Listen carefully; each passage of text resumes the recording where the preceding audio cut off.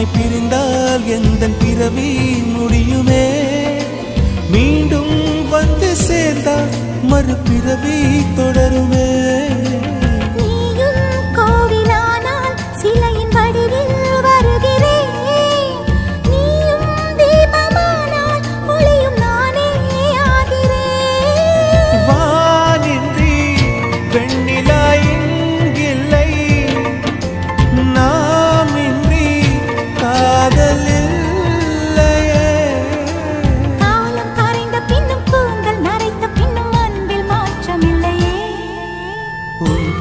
சொல்ல ஆசைதான், உள்ளம் ஆசைதான், உயிரில் கரிய ஆசைதான், ஆசை